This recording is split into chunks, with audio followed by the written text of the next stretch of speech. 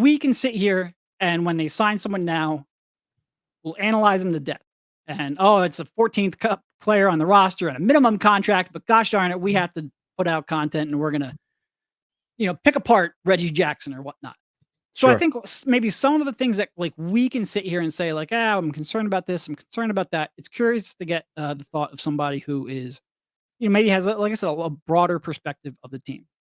So one of the things that I think we have brought up a little bit, I think everyone was a little bit intrigued by what Adembona showed at Summer League, but also still realize that young players, especially at center, it can be tough to be an early contributor on. So outside, you expect Joel Embiid to miss 15 to 20 games. Very well could miss a game or two in the playoffs. I think everybody's happy with Andre Drummond at backup, but do you think they need to add another, like the 14th roster spot? Yeah. Would you go out and pursue somebody at that center spot?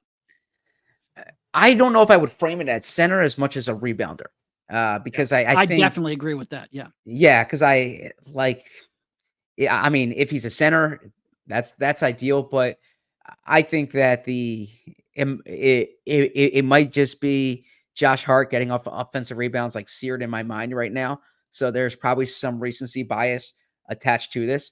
But even with what the Sixers did this offseason, and they reinvented the team, but I still think they lack rebounding. And so, I mean, reasonably speaking, a center should be good at rebounding. If you add a center who doesn't rebound, he's probably not a good center. But what I would focus on for that 14th spot is someone who could help with that specific role, and not to say that a player you're signing to the 14th spot is going to be the difference in a playoff series for you.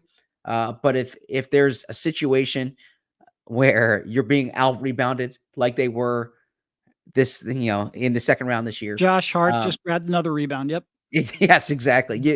The idea of having someone who, and I'm not saying it has to be like what Reggie Evans once was, where it's like a one trick pony, but the type of player who can contribute on the glass, is going to take up space, is going to box out, understands rebounding. That's what I would focus on more than anything else, because that is the Achilles heel. Yeah. I think I would, I think ideally you let Bona mostly play in the G League, get some experience.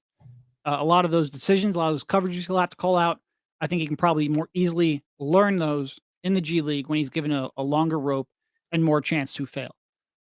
And ideally, I wouldn't mind a center with a little bit more diversity. Like it's one thing to have Embiid and Drummond, and they're going to play almost the exact same defensive scheme. You're going to put Drummond in a drop. He's not really going to protect the rim. He's never really been a great rim protector, but he doesn't have the mobility, so he's going to play a drop, sort of like the similar coverage you would with Embiid. I'd love a guy who can switch a little more, maybe, Mm. or a guy who can shoot from the perimeter and give you an option to play a little more of a 5-out with Embiid on the floor. And quite frankly, just the people who play center tend to be the better rebounders anyway, so I think it makes sense to go out and pursue that. But I agree with you. Like if there's one structural weakness of this team right now, I do think rebound is going to be it. And I think we focus a lot on that as a power forward. I don't really care about a power forward so much. Like if you Yeah. give me a 6'5" wing that can rebound the heck out of the ball, that's fine as well. Give me more switchable perimeter players like that. But I do think rebounding is going to be one of the bigger, I don't want to say issues, but bigger concerns. Like if we're sitting here in January and say, all right, what do the Sixers need? Right now, I would peg a wing size player who can rebound the ball as a likely need at the trade deadline for sure. And doing so because you understand the geometry of this more than I do. Um, if you add the rebounder, how does that affect the spacing on the floor? Because one thing I have been curious about is if there are matchups where you could play Embiid and Drummond together. But then I just think about spacing, and I say it sounds better in theory than in practice. But unless you're getting someone like Josh Hart who's crashing the glass, right? Most rebounders are occupying the space around the glass. So how does that affect your spacing? It really is amazing how every time the Sixers have a non-shooter on the floor, the other team can help off of them, and they're never made to pay. But whenever the Sixers try to help off of a non-shooter like that, he shoots Yes. 50% in a series. Oh, I take that back. Like a couple years ago in 2019 with Siakam, they really helped off of Yeah. him and it worked. So not always turns out against Sixers, but it really did kill them in that series. It's amazing.